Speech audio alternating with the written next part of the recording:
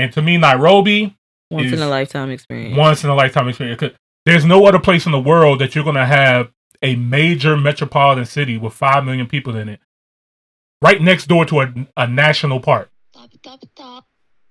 Yo, for you guys who don't know, if you guys are paying attention to the YouTube page, we have the Nairobi vlogs are coming through consistently.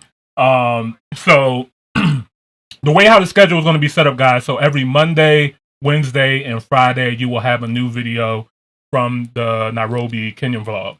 And like I said, there's enough videos that's going to last all year long. So if you guys want to see my whole trip from, Nairobi to Mombasa, Diani Beach, the safari, the restaurants, the dating, the everything, like the walking tours, it's all going to be there. So make sure you guys are subscribed, hit the notification bell, so that way you guys can be notified. It will be every Monday, Wednesday, Friday at 9 a.m. Eastern Standard Time. And then, of course, all the regular videos that we post here on the channel will be coming out Tuesday, Thursday, Saturday, and Sunday. So there's going to be multiple videos for you guys throughout the week. Plenty of content. And so far, I'm really happy with it right now. Like today we just dropped a interview. I'm gonna give my guy a round of applause. Shout out to my guy Marvin, man. I'm really, really excited for you guys to see this. He has taken over the channel this week. I'm not gonna lie. He's gonna be all over the channel. You guys are gonna recognize his face a lot on the podcast because he helped show me a lot in Nairobi. So we did an interview with him. We went to a Swahili/Kenyan restaurant. We walked around the Central Business District. We went to the KICC Tower. So he really helped me get settled into Nairobi. I know some of you guys was worried, like the first video I did, is Nairobi safe? I had my experience with that, but, actually, going to the most busiest part of the city and walking around, I have a different take. So make sure you guys stay tuned for that. And plenty more coming soon as well, too. Mofame Musa's coming, Dunna TNG, Double Trouble, Young and C. So plenty of stuff coming. I'm just excited to bring it to you guys. All right. I saw this video. I actually I didn't watch it yet, but I wanted to see it. This is Nairobi the best next city to visit? It's crazy. So when I came back, Nairobi was actually ranked the best city to visit in 2024. Over Paris, over New York, over all these other... You just named the 2 weakest cities you could think of? No, that's what the article put up there. And the first thing I thought of was like, Paris is dirty. New York is crowded. Dirty. Yeah, this is like, I don't know why anybody would want to go over there anyway. But, They got bed bugs. Yeah, Paris got bed bugs in their subway system. It's crazy. Create an amazing website with Fiverr. Or you can just subscribe to the Top Hill YouTube page as well, too. Damn, these asses. They don't even give you a break. But yeah, so somebody made a video on this. The channel's called Lonely Planet. It's been sitting on my recommended feed for a minute, so I was like, let me go ahead and see what this joint hitting on. Going. All right, let's get to it.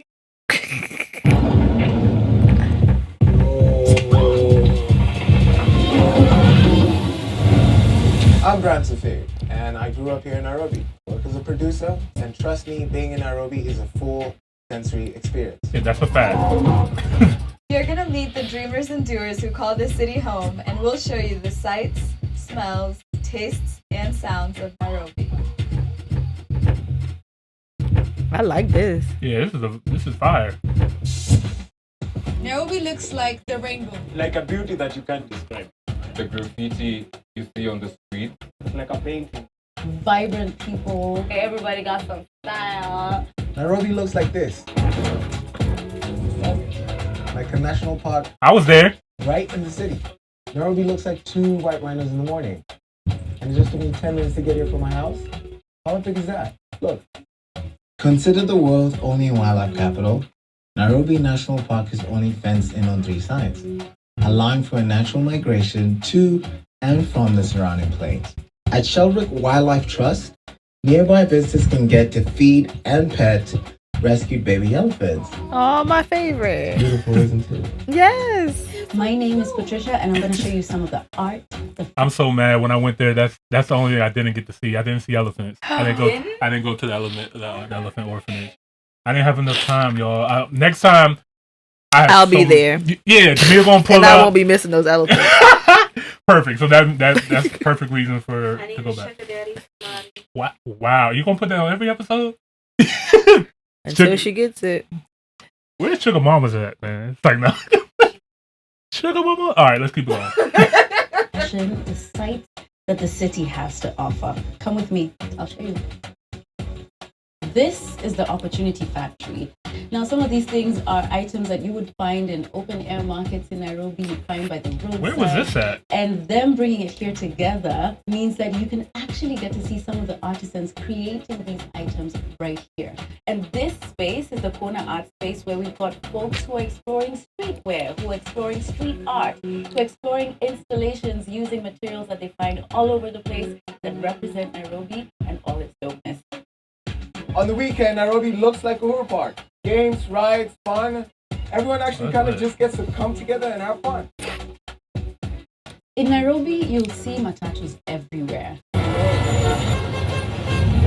Matatus are... Them Jones is fire. I'm not gonna lie. Like they have like all different kind of hip hop artists or different like reggae artists. It's like a party bus. Like they be playing music and then these people be going to work. Alright. I like that. Yeah, it's all throughout the city, and they also have them in Mombasa as well too. It's really a big part of their the Kenyan culture. It's really dope. Are like mini buses, but the thing about matatus is the art and graffiti on them. They're so unique to Nairobi. You're not gonna find them anywhere else in the world. Fire. Hi. That's lit. I'm Anne, and I hope you're hungry. Let's eat. Nairobi tastes like... It's got a rich flavor to it. A mix of different spices. Chili and salt to add the flavor. It's bittersweet. The junk and the street food, they're banging, bro. Tastes like a fruit. Nairobi tastes like the mix of crisp kale and sweet potato in Mama Rock's iconic burgers. Nairobi tastes like hints of cardamom in your tea and spices that speak to the Indian influence on the Kenyan cuisine. Nairobi tastes like a nice smoky on a Sunday afternoon, man. So this is a smoky. It's more like a rendition of a small hot dog without the bun. And that's fix your face. What do you think? You have something you need to say? All right, fam. Yo, when it comes to Nairobi's food, y'all, like, you can get a little bit of everything because Nairobi is a metropolitan city, 5 million people living there. It's a huge hub where a lot of different cultures come, from East Africa, from the Middle East, from India, Europe. They all center there. Like, if you want to get to East Africa, most likely, like, you're transferring out of Nairobi somewhere. Mm. So with that, you have a lot of different kind of cuisines. Different cuisines from all different types of cultures and stuff like that. So they call Nairobi like an African New York City because it really is. It's that diverse of people and cultures and different restaurants and stuff. Nairobi also tastes like warm chapatis. And here at Bridges Organic, they make theirs with pumpkin and sometimes carrot. And it's like a modern organic take on a traditional dish. So let's try it out. Nairobi tastes like some of the best restaurants in the world. Personally, I love Cultiva. It's got a wide range of amazing dishes. Everything's kind of grown on the same space that you get to eat it from. Very cozy, homie. Favorite dish is the pork belly tacos. I don't know the kind of veggies they use, but that thing slaps, okay? I drove a whole 3 hours just to come have this taco. Now, one of the dishes you should try out when you're here is the gali. This is a staple food in the country, so let's dig in. Yeah. The full Kibanda experience, don't be shy to use your hands. Food tastes better when you eat with your hands. I ain't gonna lie. Nairobi smells. Good as hell. Don't cap. Oh. Inhale. What did I tell y'all? These niggas say the same thing. As soon as I stepped out the airport, like it just smells like fresh air, man. All right. These are the smells of Nairobi. Nairobi smells like wet soil after it's rained. You can smell the rain. Smells like fresh lavender. Burnt rubber, fresh flowers, a bit of exhaust fumes, Fresh. and just like sweaty. It smells like more trees than you can imagine. Nairobi smells like woodwork. The smell of wood.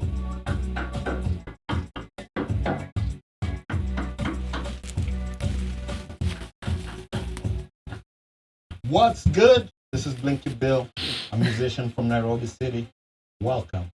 This place gets kind of loud sometimes. I haven't heard of him before. These are the Haven't sounds reacted of to my him city. yet. Nairobi sounds like the club on a Friday night. Like a music that you want to dance to. Swear. Nairobi sounds like some of the Bless best nights in the world. Muse, for example, you don't even know when the sun comes up, but we're there. We're there. It's one of the few clubs that go for that long, and at least once in your life, you need to give yourself that. One thing you'll hear in Kenya is the sound of drums.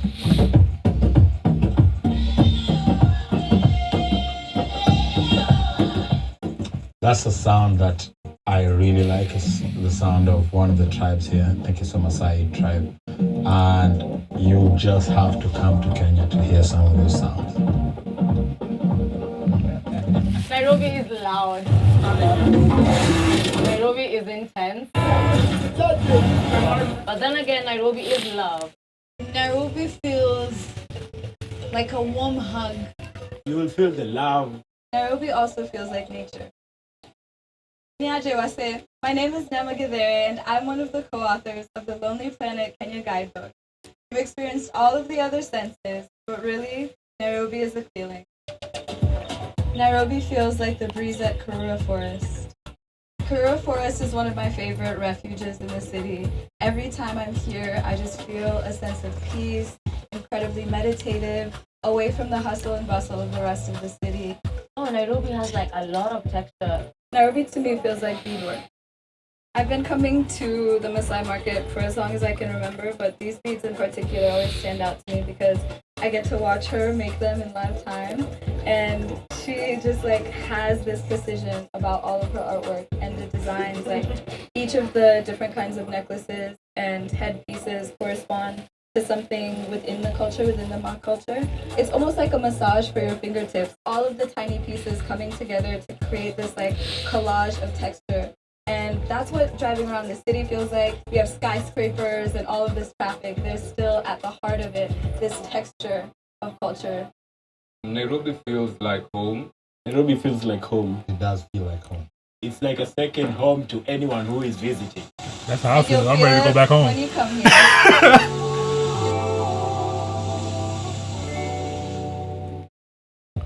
Thanks for watching Lonely Planet. Subscribe to see more videos like this from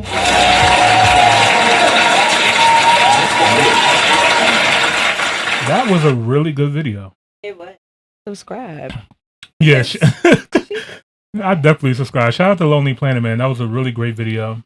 I think they did a really extremely good job on describing Nairobi in great detail. In But a perfect amount of time too. They did a very well detailed video so quickly. exactly, like, and Shout honestly, out to them for that, because I know you know how hard that is. God. 7 minutes. They did it in under 8.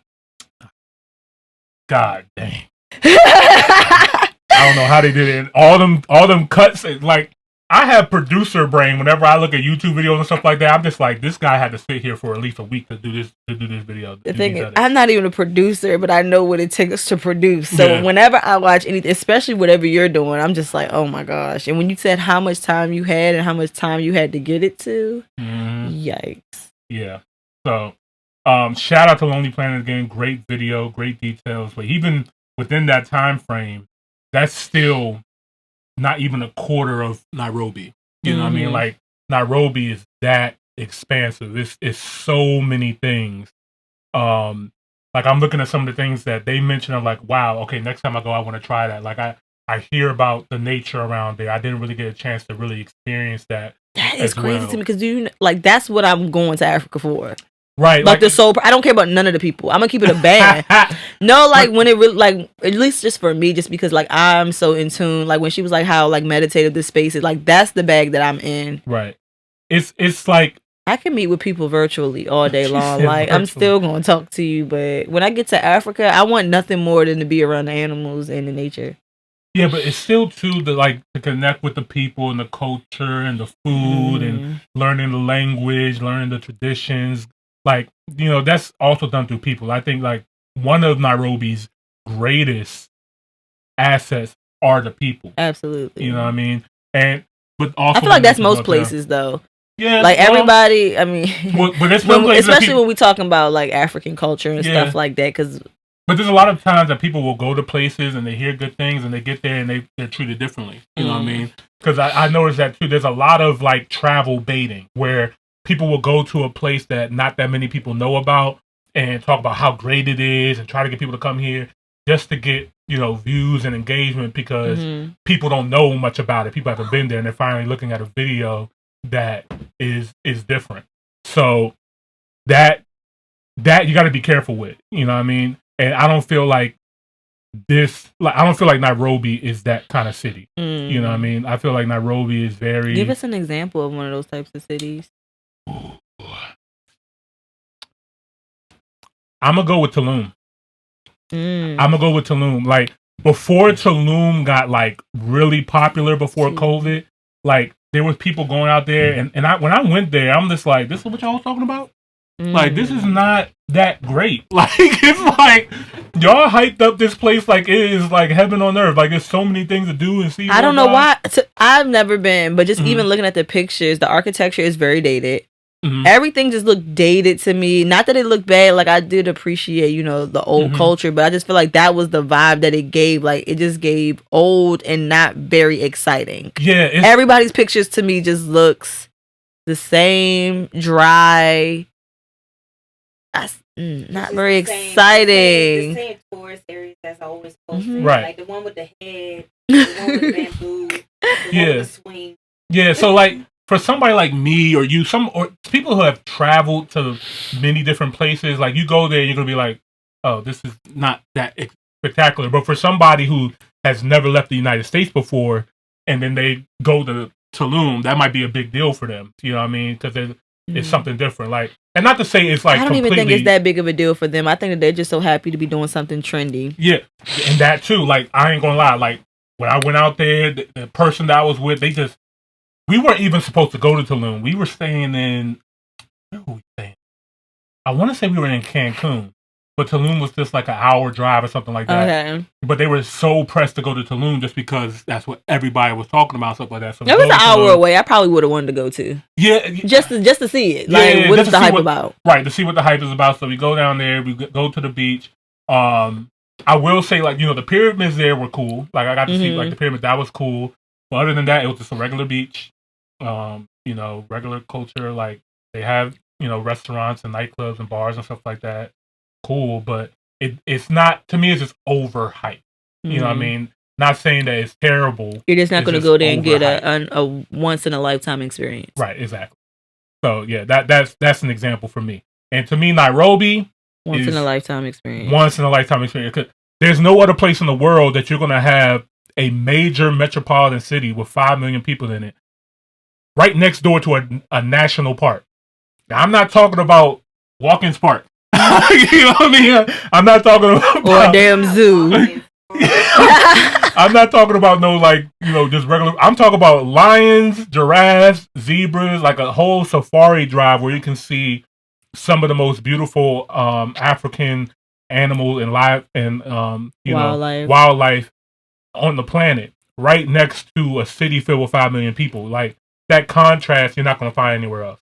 The people, the culture, the things to do. From that video that you guys saw and from my vlogs that you guys are going to see, still is not enough time to show you everything that Nairobi has to offer, which I think that makes it great. That makes it why people want to continue to go back, see more, explore more. There's so many things to do and see in Nairobi. So I'm looking forward to going back for sure. I can't wait to go. Can't wait to reach out to some of the sponsors that was in the comments. Absolutely.